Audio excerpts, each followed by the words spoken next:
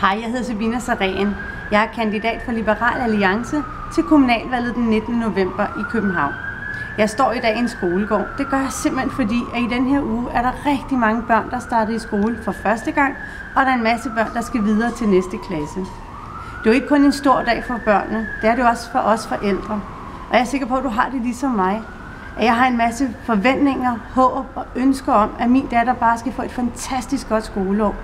Og det har du selvfølgelig også. Men det handler ikke kun om skoleåret. Det handler om hele skolegangen.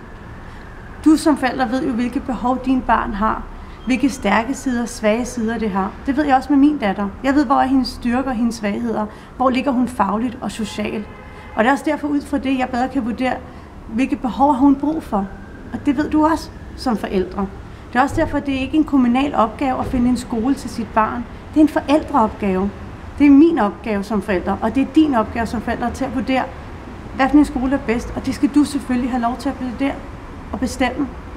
Det er også derfor, en stemme på mig er, at jeg virkelig vil kæmpe for det her, for det handler om vores børn. Det allerdejligste, vi har. Du skal huske, der kun er 97 dage til valgkampen slutter, og det er 19. november. Og derfor håber jeg, at du vil sætte din personlige stemme på mig, så jeg kan kæmpe videre med det her. Du har ret til at stille krav. Det er dit barn, det er dit valg. Tusind tak, fordi du ser med, og på gensyn. Hej hej.